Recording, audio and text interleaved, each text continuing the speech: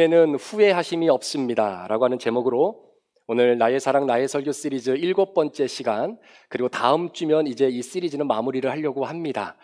여러분들께서 함께 마음을 열고 우리 시카고 브릿지 교회 DNA를 함께 더 마음에 품는 그런 마지막 시간들이 됐으면 좋겠습니다. 우리 사랑하는 성도 여러분, 요즘 어떤 걱정들이 여러분의 마음과 생각을 좀 사로잡고 있습니까? 아직 원고로 나가진 않았지만 우리 박용재 장로님은 요즘 고민하고 계시는 일이 혹시 있으세요? 어떤 일로 좀 고민하고 계십니까? 예, 자식 때문에 고민하시는 또 귀한 마음이 있을 수도 있고요.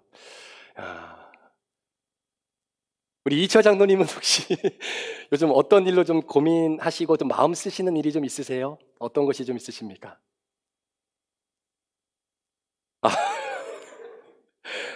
네, 배가 많이 나와서 배를 집어넣어야 되는, 네, 우리 모두의 고민이라고 생각합니다.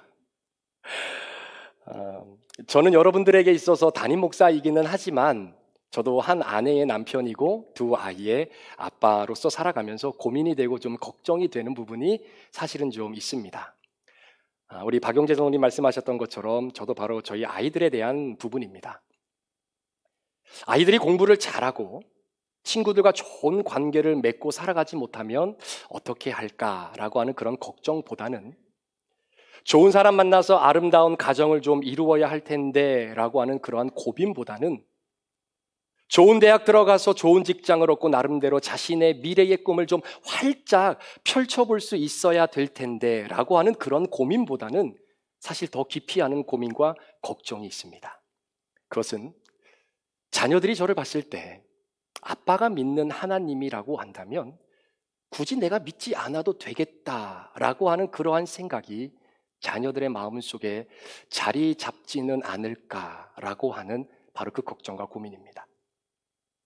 왜냐하면 그 누구보다도 제 삶의 일거수일투족을 다 지켜보고 있는 아이들이었을 뿐만 아니라 그렇기 때문에 그들에게는 제가 감출 수 있는 것은 없기 때문입니다. 이전 교회 사역을 마무리할 시기쯤 되었을 때 저희 가정은 좀 힘든 시간을 보냈던 적이 있었죠. 저와 아내는 사역자라고 하는 그 이유 때문에 어떻게든 견디고 이겨낼 상황이기는 했지만 사실 아이들에게 있어서 보면 고스란히 부모 때문에 피해를 보게 되는 상황에 이르게 된 것입니다. 친한 친구들과 헤어져야만 하는 슬픔을 경험하기도 했어야 됐고요. 또 갑자기 예상치 못하게 이사를 갈 수도 있는 상황이 다분히 열려져 있었던 때이기도 했습니다. 또 가장 민감한 시기에 딸아이가 학교를 옮겨야 하는 그런 위험 부담감을 감수해야 할 상황도 사실은 배제하지 못했던 그런 때가 였었습니다. 하루는 가족들이 함께 모인 상황에서 아이들에게 앞으로 전개될 수도 있는 일들을 하나씩 설명해 주었던 시간이 있었습니다. 이미 큰딸은 어느 정도 눈치를 채고 그냥 담담하게 아빠의 모든 결정을 다 받아들이겠다라고 이야기를 해 주었던, 그래서 참으로 고마웠기도 했고요. 그런데 문제는 막내 아들이 문제였습니다. 아직 어린 나이에 이 상황을 어떻게 받아들이고 얘는 어떻게 해석해낼 수 있을까? 그런 걱정을 가지고 설명을 다 하고 나서 그 설명을 듣고 나서 막내가 울면서 이렇게 이야기를 하는 겁니다. 아빠, 만약에 하나님이 아빠한테 그렇게 하라고 하셨다면 나도 아빠가 하는 대로 할게요 라고 이야기를 하는 겁니다. 하나님이 아빠에게 그렇게 하라고 하셨다면 이라고 하는 이 한 문장이 사실 저는 지금도 잊혀질 수 없는 거죠.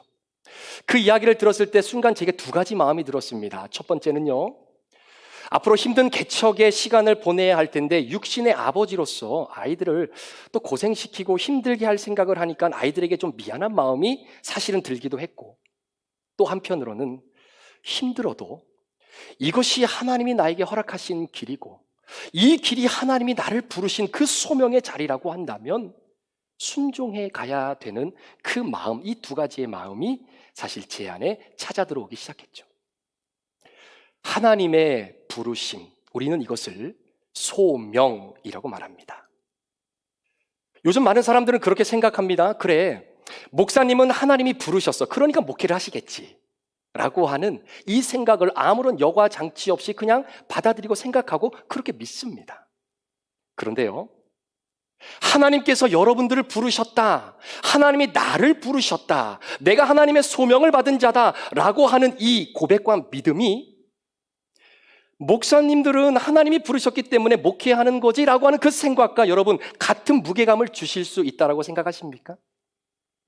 이 질문은 여러분들에게도 하나님의 부르심이 있다는 사실을 오늘도 인지하면서 살아가고 계시는지에 대한 질문이기도 합니다.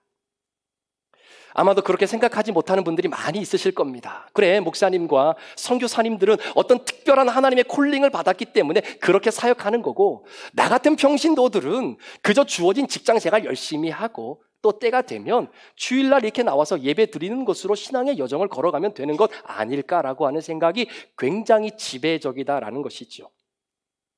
내 주제에 하나님의 소명? 그런데 여러분, 오늘 우리가 함께 다루게 될 이 본문은 우리의 생각을 뒤집는 반전의 역사를 기록하고 있는 겁니다. 어떤 특정한 사람들에게만 해당되어지고 받아들여졌던 바로 그 단어, 하나님의 부르심, 그 소명이라는 것이 정말로 특정한 사람들뿐만 아니라 보잘것없고 연약하기 짝이 없었던 아브라함이라고 하는 한 사람에게 툭 던져졌던 이야기의 첫 출발이 오늘 우리가 함께 나누게 될 본문의 내용입니다. 자, 그렇게 하나님의 부르심을 받았던 바로 그 아브라함, 여러분 그 부르심의 첫 출발이 어떻게 시작이 되냐면요, 오늘 본문 1절에 이렇게 기록하고 있습니다. 여호와께서 아브라함에게 이르시되 너는 너의 고향과 친척과 아버지의 집을 떠나 내가 내게 보여줄 땅으로 가라라는 겁니다. 아브라함을 부르신 하나님이 아브라함에게 소명을 주셨던 것, 이것이 바로 하나님의 소명입니다. 자, 그렇다면 왜 하나님이 아브라함을 부르셨을까요? 다른 말로 표현하면 왜 하나님이 아브라함에게 소명을 주셨을까요? 그것은 하나님이 아브라함을 통해 하시고자 하시는 일을 준비시켜 놓았기 때문에 그를 부르신 겁니다. 우리는 그것을 아브라함의 사명이라고 이야기하죠. 하나님이 아브라함을 부르셨습니다. 그 부르심을 받았던, 하나님의 소명을 받았던 그 아브라함은 이제 결정을 해야 됩니다. 나를 부르신 그 하나님의 소명에 내가 순종할 것인지 순종하지 않을 것인지 라는 것을 말입니다. 그래서 하나님은 이 순종과 불순종의 기준을 무엇으로 삼으셨냐면 바로 떠나라 라는 것을 기준으로 삼게 되는 것이죠. 아브라함을 향한 하나님의 부르심, 그 소명은 떠나는 것이었습니다. 고향을 떠나는 것이고요, 친척과 아버지 집을 떠나는 것입니다. 한마디로 요약하면 75년이라고 하는 이 긴 세월 동안에 아브라함을 아브라함으로 만들어 놓았던 그 모든 요소들, 아브라함을 편안하고 안락하고 그리고 행복하게 해주었던 모든 삶의 요소를 다 뒤로 한 채 떠나라 라고 하는 의지적인 결단을 요구하시는 것입니다. 그렇지 않으면 하나님께서 소명을 주셨던 그 소명을 받는 아브라함은 나를 부르신 그 하나님이 도대체 어떠한 신인지에 대해서 제대로 이해하고 경험하며 알아가지 못할 수밖에 없기 때문이죠. 그래서 떠나라고 하는 겁니다. 하나님의 부르심, 우리는 이것을 God's calling, 하나님의 소명이라고 말합니다. 결국 아브라함은 하나님의 소명을 받아들이고 고향과 친척과 아버지 집을 떠나 자신에게 소명을 주셨던 그 하나님이 지시하실 땅을 향해 정처 없이 믿음의 첫 발을 옮기기 시작하게 되는 거죠. 여러분, 그 순간 아브라함 이런 생각 안 했을까요? 야, 내가 지금 잘하고 있는 건가? 내가 만약에 이 모든 것들을 책임지게 되면 나중에 안 됐을 때 독박 쓰는 건 아닐까? 함께 딸려온 식구들 내가 앞으로 어떻게 먹여 살려야 되지? 이런 고민보다 더 큰 고민은 나를 부르신 그 소명 주신 하나님이라고 하는 그 신을 내가 믿고 따라가면 진짜 우리가 도착할 그 땅을 갈 수 있을 만큼 그 신을 신뢰할 수 있는 신일까? 5만 가지의 불안감이 아브라함 내면 속에 교체하고 있었던 순간도 아마 있었을 겁니다. 그런데 이런 불안함 속에서도 결국 아브라함은 하나님의 소명을 받아들이게 되죠. 그래서 창세기 12장 4절에 그 소명받은 아브라함의 모습을 성경은 이렇게 고백하고 있습니다. 이에 아브라함이 여호와의 말씀을 따라갔고, 여호와의 말씀을 따라갔고, 하나님의 소명을 확인한 아브라함에게 드디어 하나님은 사명을 그에게 주십니다. 소명받은 자에게 주셨던 그 사명, 아브라함의 사명이 무엇입니까? 성경 창세기 12장 2절은 이렇게 고백합니다. 내가 너로 큰 민족을 이루고 내게 복을 주어 내 이름을 창대하게 하리니 너는 복이 될지라. 이게 사명이에요. 그런데 여러분 좀 이상하지 않으십니까? 우리가 통상 사명, 미션이라고 하는 단어를 들으면 나에게 주어진 임무를 내가 완수하는 것이라고 하는 생각이 일반적인 생각입니다. 주체가 납니다. 내가 이루는 겁니다. 그런데 하나님의 소명을 받은 자들에게 주어지는 사명의 주체는 누구냐면요, 바로 나를 부르신 하나님, 그 소명을 주신 하나님이 사명의 주체가 되신다라는 이야기입니다. 그러니까 하나님이 아브라함을 불러셨지요. 아브라함에게 소명을 주셨습니다. 소명을 받아들인 아브라함에게 하나님의 사명이 주어졌고, 아브라함에게 주어진 사명은 아브라함이 이루는 것이 아니라 아브라함을 통해서 하나님이 하나씩 하나씩 이루어 가시게 된다라는 겁니다. 그래서 소명의 소자가 바로 부를 소, 부르심을 받은 생명, 이것이 바로 소명이라는 말이고요. 사명의 사자는 바로 심부름 사자로서 맡기신 일을 담당하는 생명, 이것이 바로 사명이라고 고백하는 겁니다. 여러분, 저와 여러분의 인생 가운데 이 소명과 사명이 굉장히 중요합니다. 그래서 소명과 사명을 받고 살아가는 오늘날 많은 그리스도인들에게 하나님께서 그 중요성을 인식하면서 살아가라고 성경의 많은 지면을 할애하여 이 부분 우리를 깨닫게 하고 있는 겁니다. 그 대표적인 이야기가 바로 예수님께서 베드로를 부르셨던 바로 그 장면 아닙니까? 예수님이 베드로에게 말씀하십니다. 나를 따르라. Follow me. 이 말씀은 하나님께서 베드로에게 소명, 하나님의 소명, God's calling이 주어지는 장면입니다. 자, 예수님이 베드로에게 소명을 주신 이유가 무엇입니까? 사명을 감당하게 하기 위해서. 어떤 사명입니까? 끊임없이 비린내 나는 인생으로 그 갈릴리 호숫가에서 왼쪽 오른쪽 그물을 던져가며 고기 하나라도 더 얻어내고자 애썼던 그 인생도 중요하지만, 그러나 그 베드로에게 하나님이 주시고자 하셨던 그 사명은 내가 너로 하여금 사람을 낚는 어부가 되게 하겠다라고 하는 것입니다. 베드로는 하나님의 부르심에 순종하지요. 그 순종의 의지적 결단이 배와 그물을 버려둡니다. 여러분, 배와 그물은 그냥 배와 그물이 아니에요. 베드로에게는 전 재산과도 같은 겁니다. 아니, 갈릴리 바닷가에서 잔뼈가 굵을 만큼 그 베드로를 베드로 되게 만들었던 그 모든 수단과 방법, 편리함과 익숙함들을 다 포기하고 하나님의 콜링을 받았던 베드로는 예수님을 따라가게 되죠. 그때야 비로소 예수님은 베드로에게 사명이 주어지게 되는 겁니다. 그리고 예수님은 그 베드로의 사명을 이루어 가기 시작하시는 것이죠. 사랑하는 여러분, 저와 여러분들에게 있어서 이 소명과 사명은요, 마치 우리가 어디 산속 깊은 곳에 들어가 금식하며 기도할 때만 주어지는 것이 아니라, 마치 예수님께서 베드로가 물고기를 잡고 있는 그 삶의 현장에 찾아가 그를 불러내셨던 것처럼, 마치 모세가 자신이 케어해야 한 그 양떼를 데리고 먹을 것을 먹고 있는 그 광야의 한복판에 우리 하나님이 찾아가 모세를 불러내셨던 것처럼, 마치 마태가 세관 앞에서 자신이 해야 할 일들을 최선을 다해 감당하고 있었던 그 순간 예수님 찾아가셔서 마태를 불러내셨던 것처럼, 오늘도 하나님이 여러분들에게 주신 삶의 터전에서 최선의 일을 감당하며 나아갈 때에 우리 주님이 여러분들에게 콜링을 주시는 것입니다. 여러분, 예수님이 베드로를 부르셨을 때 베드로가 뭐라고 얘기하던가요? 주님, 나는 죄인입니다. 나를 떠나십시오. 여러분, 하나님의 콜링, 하나님의 소명에 절대로 빠질 수 없는 것이 바로 은혜입니다. 은혜.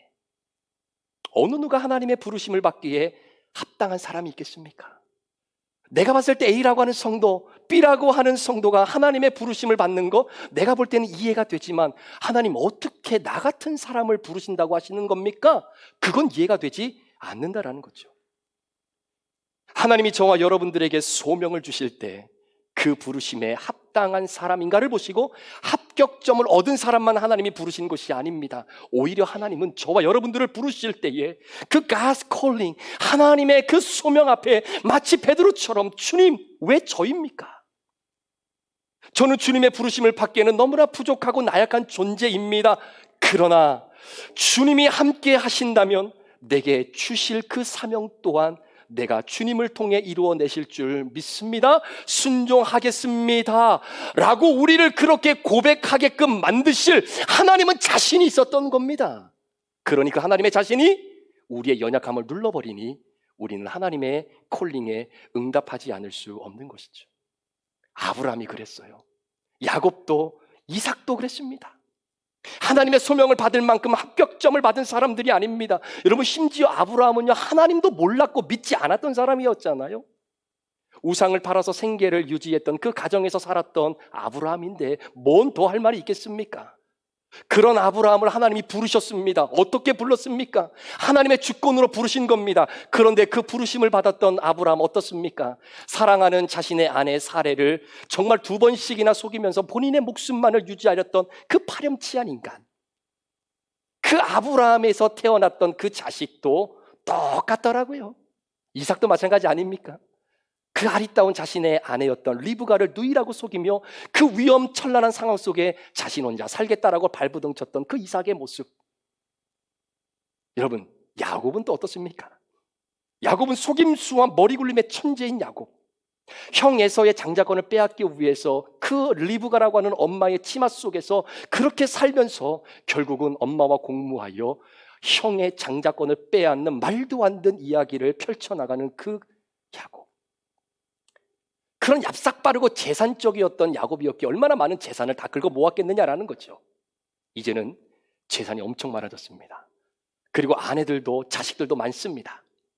이제는 모든 것들을 이끌고 아버지 집으로 돌아가는 여정 속에 야복강 나루토 사건인 창세기 32장에 이르기 전까지 여러분, 야곱의 인생은 철저하게 자신의 두뇌의 회전을 의지하고 믿고 살았던 사람, 그런 하나님의 사람을 하나님께서는 누가 보더라도 선택받을 수 없을 것만 같았던 그 약함의 소유자였던 야곱을 하나님이 밤새도록 씨름하시면서 결국 그를 한 대 팍 치지 않습니까?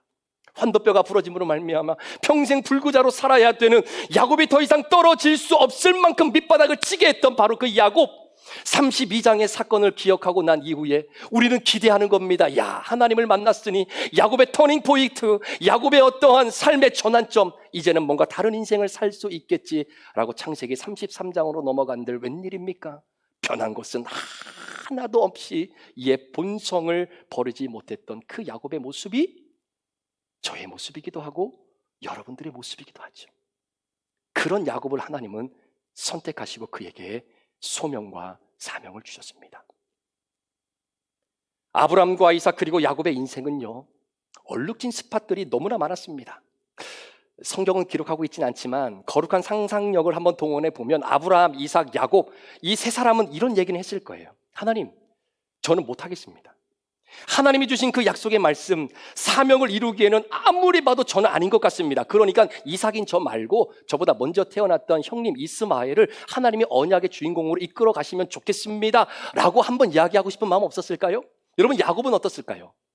하나님, 저 야곱인데요, 저를 향한 하나님의 계획 너무나 감사합니다. 그런데 그 계획을 다 밟아 살아가려고 하니 차라리 내 머리의 두뇌 회전을 믿고 살아가는 게 훨씬 더 많은 이득을 얻을 수 있을 것 같으니 저 장자권 다시 형 에서에게 주겠습니다. 그냥 에서하고 하나님 하시죠 라고 하는 그러한 마음이 왜 이들에게 안 들었겠습니까? 근데 하나님이 그러한 연약함이 있는 자들임에도 불구하고, 아니, 너희들이 말하지 않아도 내가 이미 다 알고 있는 상태에서 너희를 부른 거야. 그런 역점과 약점이 있다는 거 모르고 너희를 부른 것 아니야. 오히려 그 부족함과 연약함이 나의 능력을 드러내는 기적의 재료로 내가 사용하기 위해서 너희를 부른 거야 라는 그 마음으로 하나님이 아브라함, 이삭, 야곱을 부르셨다면 그들보다 훨씬 못난 인생을 살아갔던 저를 부르신 하나님, 여러분들을 부르신 그 하나님은 어떤 하나님이시겠습니까? 사랑하는 여러분, 혹시 여러분의 삶에 하나님의 부르심이 있으십니까? 하나님의 부르심에 있어서 가장 중요한 것은 정말 하나님이 나를 부르셨는가라고 하는 이 질문에 대한 명확한 해답이 있어야 됩니다. 그렇지 않으면 예상하지 못하게 불어오는 인생의 광풍 앞에 우리는 속수무책으로 아프림과 그 쓰라림으로 압도되어져서 살아갈 수밖에 없는 연약한 자들입니다. 내가 오늘 여기 왜 있지? 아니, 내가 어떻게 하다가 여기까지 왔지? 내가 그렇게 한국에서는 잘 나가고 많은 사람들이 내 앞에 와서 머리를 조아렸던 그 위치에 있었던 내가 뭐 하나 꿈꾸겠다고 뭘 위해서 이 미국 땅까지 와서 굳이 한국에 있으면 가슴 아리하지 않고 마음 쓰지 않고 스트레스 받지 않고 살아갈 수 있었던 내가 뭐 때문에 그 마음을 품고 잠 못 자고 이 미국 땅에서 살고 있을까? 나도 살다 보니 여기까지 이렇게 온 것 아닌가? 라고 생각하시는 분들이 계실지는 모르겠지만 아닙니다. 하나님이 나를 부르신 거예요. 그 부르심에 우리는 순종하였고 그 순종의 대가로 하나님 우리에게 사명을 주셨습니다. 따라서 여러분들이 살아 숨쉬는 그 현장은 하나님의 부르심, God's calling, 그리고 하나님의 사명, God's mission이 함께 어우러져 있는 자리다라고 내가 믿음으로 고백하게 될 때에 여러분 앞에 펼쳐지는 모든 삶의 굴곡들이 예상하지 못하게 쌓여있는 높은 문제에 봉착되어져 있는 산들이 스가랴 선지자처럼 내 앞에서 평지가 될지어다 라고 고백하며 살아갈 수 있게 되는 겁니다. 여러분의 삶의 자리가 하나님이 부르시는 소명의 자리가 되기를 축복합니다. 여러분, 목사만 하나님의 부르심을 받은 사람이 아닙니다. 어떤 사람은 남편으로, 아내로, 또 회사의 직원으로, 또 회사의 사장으로, 또 비즈니스 오너로 하나님이 여러분들을 부르신 겁니다. 알아요. 여러분의 삶이 정말로 녹록지 않다는 것, 정말로 앞이 캄캄한 칠흑 같은 인생의 터널과 사업의 터널을 오늘도 걸어가고 계신다는 것 너무나 잘 알고 있습니다. 그런데 사랑하는 여러분, 기억해 주십시오. 그 삶의 자리에서 여러분에게 사명을 주시기 위해 여러분을 부르셨던 God's calling을 부르셨던 그 하나님은 말씀으로 세상을 창조하신 전능하신 하나님 아버지라고 하는 사실을 잊지 마시기를 축복합니다. 여러분이 오늘 이곳에 있는 이유는 하나님의 부르심 때문입니다. 그 소명이 내게 있을 때에 우리는 다시 일어날 수 있는 거예요. 그 소명이 있을 때에 우리는 하나님의 은혜를 구하게 되는 겁니다. 그 소명이 내 안에 있을 때에 넘어져 있어도 주님 가신 그 길을 다시 따라갈 수 있다라는 거예요. 많은 그리스도인들이 이런 질문을 갖고 살아갑니다. 내가 오늘 24시간 눈코 뜰 새 없이 열심히 일해야 되는 이 일이 진짜 하나님의 사명일까? 진짜 하나님이 나를 부르신 자리일까? 라고 하는 질문 말입니다. 여러분, 행복한 사람은 어떤 사람일까요? 돈 많은 사람이 행복한 사람일 수도 있겠지만 진짜 행복한 사람은 내가 하고 싶은 일을 즐겁게 할 수 있는 그 사람이 행복한 사람 아닙니까? 그런데 더 행복한 사람이 있습니다. 내가 하고 싶은 일을 즐겁고 감사하게 하면서 그 일이 나의 생계를 책임질 수 있는 일을 하는 사람은 정말로 더 행복한 사람들이겠죠. 그런데 현실은 그렇지 못한 분들이 훨씬 더 많습니다. 정말 하고 싶진 않지만 어쩔 수 없이 해야 되는 그 일, 가정을 책임지고 사랑하는 자녀들의 교육을 책임져야 하는 그 이유 하나 때문에 원래 내가 하고 싶은 일은 아니었지만 어쩔 수 없이 그 일을 해야 될 수밖에 없는 우리 성도들도 아마 계실 겁니다. 그런 분들은 이렇게 한번 생각해 보시면 어떨까요? 하나님께서 나에게 지금 이 순간에 이 일을 하라고 하셨다라고 말입니다. 하나님께서 나에게 지금 이 순간 이 일을 좀 하라고 하나님이 나에게 말씀하셨다라고 한번 생각해 본다면 여러분, 그것은 하나님이 맡겨주신 일이 되는 것 아니겠습니까? 하나님이 맡겨주신 일이기 때문에 최선을 다하는 겁니다. 정말 하고 싶은 일이 나에게 있지만 지금 가족 때문에, 자녀들 때문에, 이런저런 이유 때문에 그 일을 못할 수도 있는 겁니다. 그럼 이런 질문이 들겠죠. 내가 하고 싶은 일은 아니지만 가족을 위해서 내가 하고 있는 이 일은 정말 나의 사명과는 거리가 멀다라고 이야기할 수 있겠느냐라는 거예요. 내가 하고 싶은 일이 있음에도 불구하고 그 일을 내려놓고 사랑하는 가족들의 그 아름다운 삶을 위해 내가 그토록 하고 싶었던 일을 잠시 내려놓고 하는 그 일을 어찌 하나님의 콜링의 자리가 아니라고 말할 수 있겠습니까? 여러분, 소명이 불투명하면 사명이 불분명해지는 겁니다. God's calling이 불투명하면 God's mission이 불분명해진다는 거예요. 하나님의 부르심이 정확하지 않으면 하나님이 내게 맡기신 사명, 그것이 무엇인지 정확하게 붙잡을 수 없다라는 겁니다. 많은 그리스도인들이 신앙 안에서 살아간다라고 하지만 정말 하나님이 나를 부르셨는가? 내가 서 있는 이 자리가 정말 하나님의 부르심의 자리이고 내가 하고 있는 이 일이 하나님이 내게 주신 사명일까? 라는 것에 대한 확고한 믿음의 고백이 없이 하루하루를 살아가는 그리스도인들도 많습니다. 여러분, 소명에는요, 은혜가 있다면 사명에는 은사가 있는 겁니다. 은혜로 우리를 부르신 주님께서 우리에게 주신 그 사명을 감당하도록 은사를 주신 것, 여러분은 나에게 주어진 하나님의 사명이 혹시 무엇인지를 알고 하루하루를 살아가고 계십니까? 다른 것은 다 몰라도 그 일만 생각하면 막 가슴 뛰는 일 있지 않습니까? 그 일만 생각하면 나도 모르게 엔돌핀이 돌고 그 일만 생각하고 묵상하면 내 마음속에 기쁨이 막 차여지는 바로 그 일 말입니다. 다른 것은 거두절미하고 내 삶이 다 지나간 후에 이것만이라도 이루어질 수 있다라면 하나님 너무나 감사하겠습니다 라고 고백할 수 있는 바로 그 일 말입니다. 사명은 사람마다 다 다릅니다. 그런데 하나님은 그 사명의 가치는 동일하게 취급해 주실 거라고 저는 믿습니다. 예를 들어 한 사람이 한 영혼을 예수 그리스도 앞으로 인도하기 위하여 자신의 모든 것들을 다 쏟아 부어야 되는 것이 그분의 사명이 될 수도 있는 것이고요. 반대로 저처럼 목회자가 되어서 많은 성도들 앞에서 주의 말씀을 전할 때에 말씀을 듣고 수많은 사람들이 회개하고 주님 앞으로 돌아오는 것이 그 목사님의 사명이 될 수도 있을 것입니다. 그러나 한 명이 돌아오나 수많은 사람들이 돌아오나 그 각 사람에게 주어진 하나님의 사명은 동일한 가치가 있다라는 것이죠. 지난 한 주간 동안 학생들을 이렇게 가르치면서 기억에 남는 한 학생이 있었습니다. 이 학생의 어머니는요, 소위 한국에서 무당 중에 왕무당으로 알려져 있는 분이시다고 그래요. 그러니까 신내림도 얼마나 많이 받겠습니까? 그런 어머니 밑에서 이 학생은 오히려 철저히 무신론주의자로 살아가고 있었던 학생이었습니다. 그런데 전혀 예상하지도 않고 계획도 없었는데 언니가 텍사스에서 한국 식당을 하고 있는 찰나에 한번 언니 집을 방문했다가 그 가게에서 일을 하면서 아르바이트로 일을 하는 한 남자와 눈이 맞아서 결혼을 하게 됐습니다. 그것도 10살 연하의 남자와. 할렐루야. 굉장히 능력 있더라고요. 자, 그렇게 결혼을 하고 나서 그 자매가 예수님을 영접하게 된 겁니다.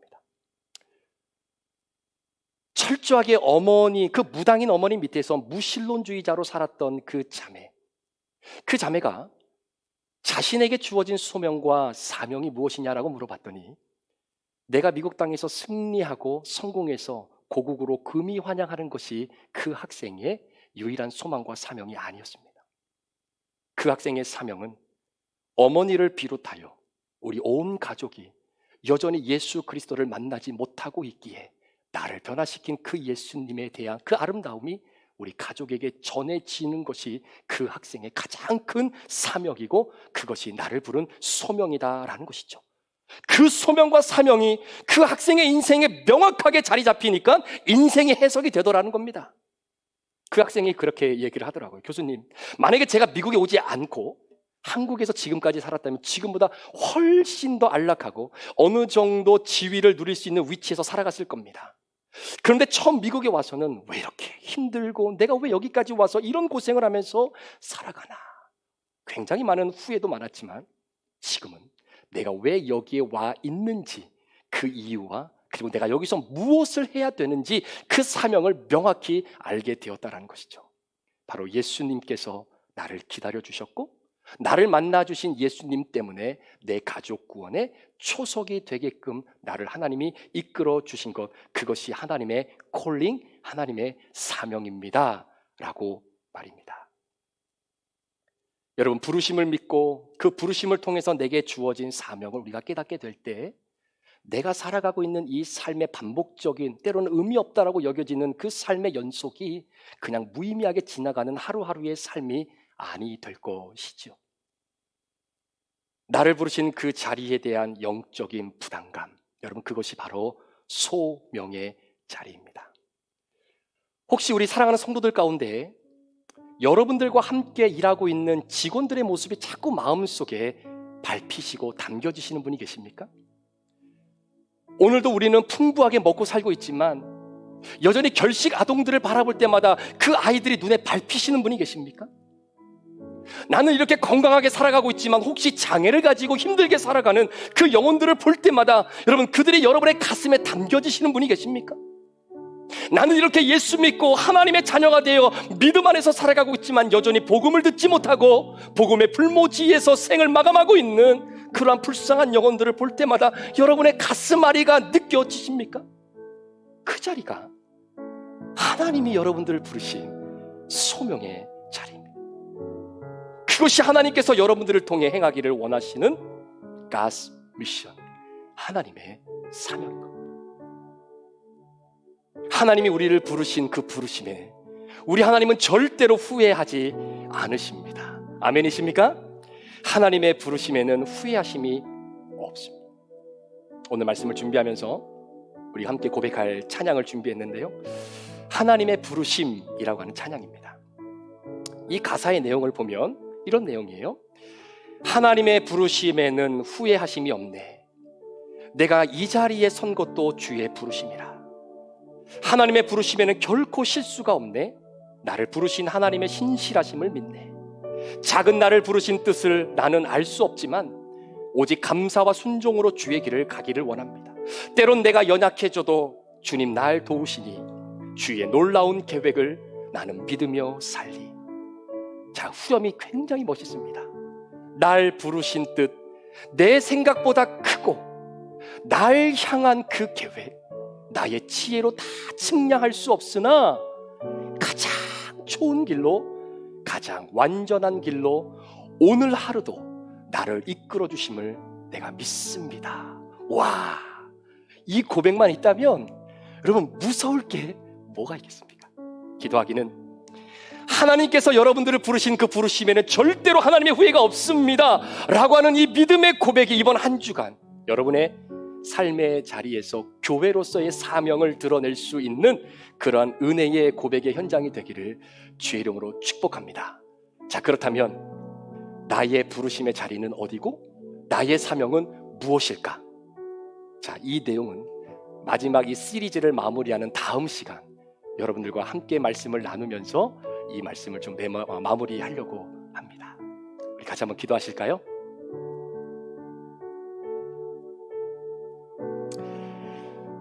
내가 나이가 이만큼 많이 들었는데 무슨 나에게 사명이 있고 무슨 나의 부르심이 있겠는가? 아닙니다, 여러분. 아브라함은 75세에 하나님의 콜링을 받은 사람입니다. 그 외에도 성경에 등장하는 수많은 사람들은 나이와 상관없이 우리의 삶의 환경과 상관없이 하나님께서 우리의 마음을 이끌어내실 그 놀라운 은혜를 우리는 믿음으로 발견하게 되는 것입니다. 이 시간에 함께 말씀을 붙잡고 기도하실 때 하나님, 나의 부르심, 나의 사명, 하나님께서 허락하신 소명의 자리, 사명의 자리를 다시 한번 삶의 현장 가운데 깨달을 수 있는 믿음을 허락해달라고 말씀 기억하면서 잠시 함께 우리 주님 앞에 결단하며 기도하는 시간 갖기를 원합니다. 기도합니다. 하나님 아버지, 감사합니다. 이 시간 우리 사랑하는 귀한 성도들, 아버지 하나님, 우리의 삶이 그냥 무의미하게 하루하루 지나가는 삶이 아님을 고백합니다. 우리를 부르신 하나님의 자리가 있음을 고백합니다. 하나님, 그 부르심의 자리 가운데에 오늘도 아버지 반응하며 하나님, 그 하나님의 소명, 가스 콜링을 받아들였던 가스 미션을 오늘도 우리에게 주신 아버지 하나님, 우리 사랑하는 귀한 사랑하는 성도들의 삶의 자리에서 우리를 부르신 그 부르심에 순종하게 하시고 하나님의 은혜를 기억하며 하나님이 주신 사명을 우리를 통해 하나님 이루어 가시기를 원하며 기도합니다. 우리 사랑하는 귀한 성도들의 삶이 힘들고 녹록지 않지만 우리의 삶의 자리가 하나님의 소명과 하나님의 사명이 어우러져 있는 믿음의 자리임을 기억하게 하여 주셔서 내가 하고 싶지 않는 일이지만 그럼에도 불구하고 어쩔 수 없이 이 일들을 감당해야 된다면 하나님이 나에게 지금 이 순간 이 일을 하라고 하셨기에 하나님이 주신 마음을 품고 최선을 다해 주의 영광을 드러내는 우리의 삶의 터전이 될 수 있도록 우리 하나님 인도하여 주시옵소서. 성령께서 친히 도와주시고 오늘도 우리 귀한 성도들이 함께 믿음으로 이 찬양을 고백할 때에 하나님, 이것이 다른 누구의 고백이 아닌 하나님 나의 고백이 될 수 있도록 나를 향한 하나님의 부르심과 사명에 대한 믿음의 고백이 될 수 있도록 성령님 역사하여 주시옵소서. 주님 인도하여 주시고 인도하여 주시옵소서.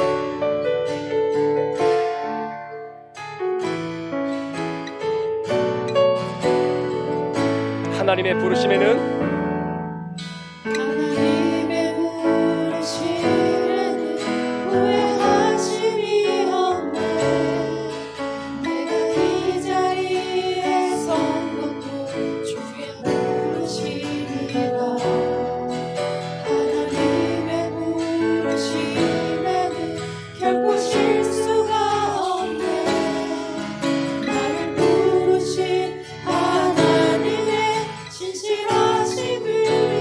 작은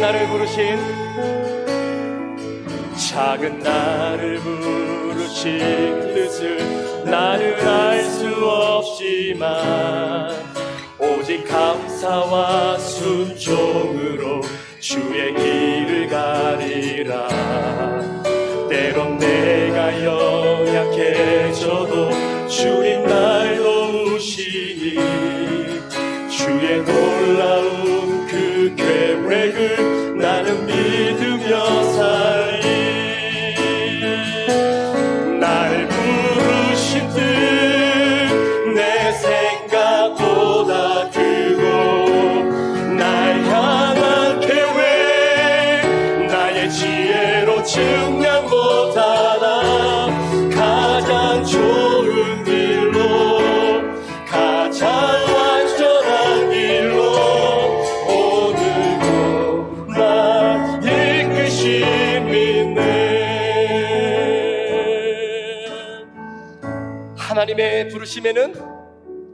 하나님의 부르심에는 후회하심이 없네.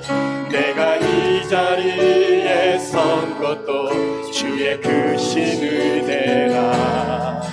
하나님의 부르심에는 결코 실수가 없네. 나를 부르신 그 하나님의 신실하신 일어나서 한번 찬양하실까요? 작은 나를 부르신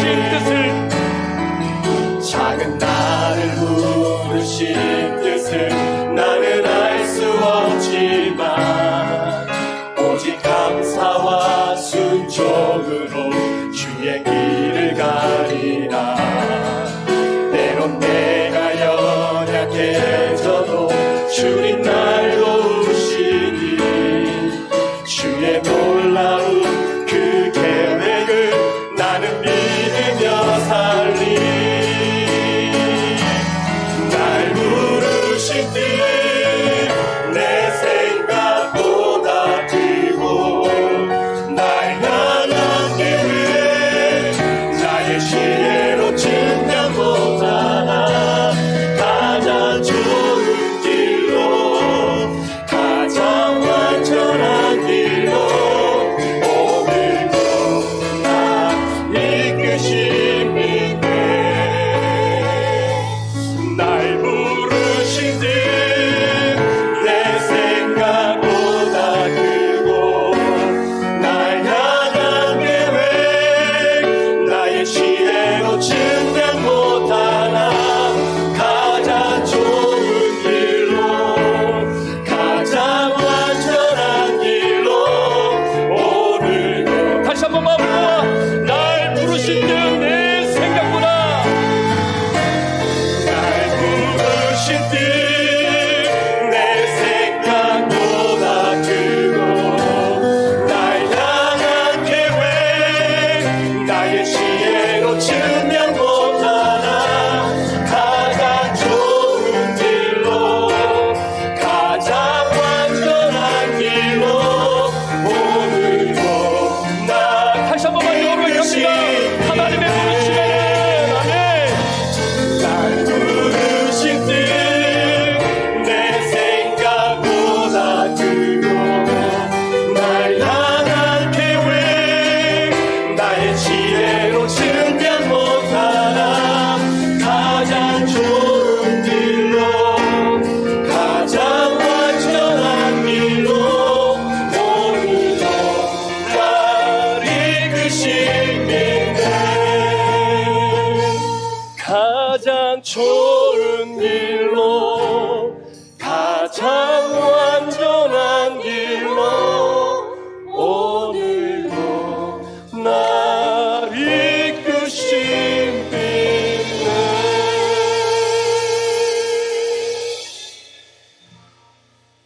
지금은 우리 구주 예수 그리스도의 귀하신 은혜와 우리 아버지 하나님의 무한하신 사랑하심과 성령님의 감화감동 충만 교통 위로하시고 내주하심의 역사가 이 땅 가운데 교회로서 사명감을 누리며 교회로서 하나님의 영광을 드러내며 살아가기로 주님 앞에 다짐할 때에 하나님이 나를 교회로 부르신 그 부르심에는 하나님 절대로 후회가 없으십니다를 믿음으로 선포하며 오늘 세상으로 파송받아 나아가는 우리 사랑하는 모든 교회인 성도들 머리머리 위에, 이들의 가정과 직장과 사업터 위에, 우리 사랑하는 자녀들과 몸낸 교회 위에, 우리 태중의 생명들과 전 세계의 주의 복음을 증거한 우리 선교사님들 위에 지금부터 영원토록 함께 계시기를 간절히 축원하옵나이다. 아멘.